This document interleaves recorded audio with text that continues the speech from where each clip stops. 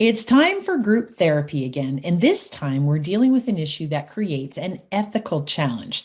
That means it isn't an easy fix at all, and there is fear involved. When you are afraid to lose your job, you think about situations like this differently. Help me, Rhonda. I'm working with the HR department and auditing about 1,350 staff members' COVID files. These date back to April 2020. Employees who contracted COVID are given a max of 10 days paid leave to recover. Different dates have different criteria. We're about three-quarters finished, and my manager has changed the rules. Now we aren't allowed to give back sick days for COVID for those who contracted the disease between April 1st and June 30th of 2020. There's not a whole lot of staff members who fall into this range because back then the outbreaks were pretty minor and the files were handled as they happened. However, I know of at least three that are affected. This is a multi-union shop too. If the unions find out that we're not being fair and consistent, there may be hell to pay. I've only been at this job for 2 months, but this is not the first time I've seen questionable happenings. I hear that it's not good to be a whistleblower because they get very nasty. There's the fear. But I want to be fair to all of those who were affected by COVID and not just a few. I plan to continue doing what I've been doing and keeping notes. Do you have any suggestions? So many of you jumped in and shared information about whistleblower laws. And in theory, yes, those should help you.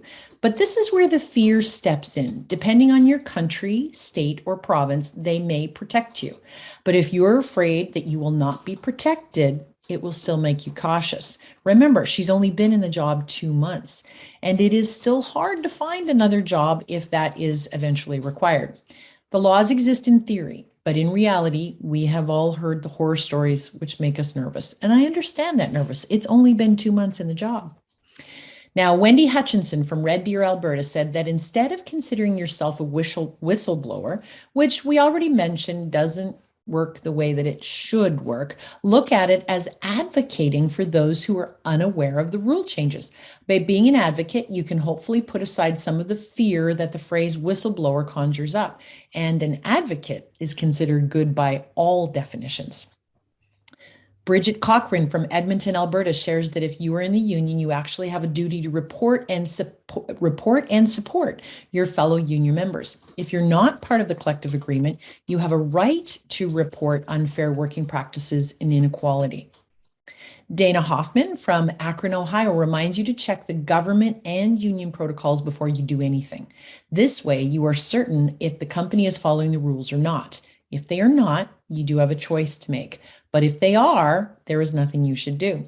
Dana also shared that if she were one of those affected, she would want someone to stand up for her. Vanessa Bauer from Edmonton, Alberta suggests that you have an open and supportive conversation first with your manager to discuss your observations. By positioning your conversation as asking questions, it will be received much better than if you have a conversation that comes across in an accusatory style.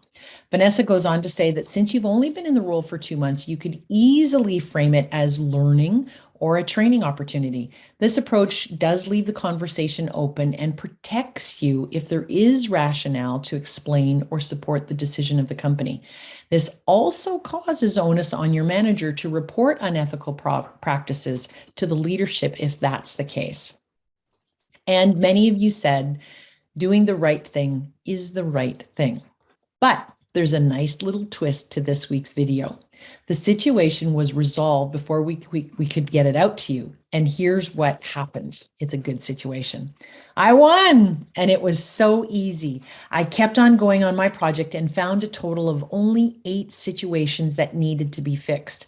I sent an email to my supervisor and explained that of the 352 cases that were reviewed, there were only 8 that need to be completed, and it only counted for 29 days of personal time off or the sick time.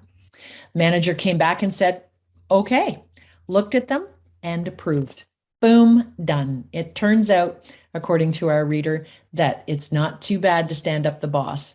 He's really not that bad. The good news is that it worked out for her. Your comments and suggestions are still good in case anyone else has a situation like this, though. Thanks for your help.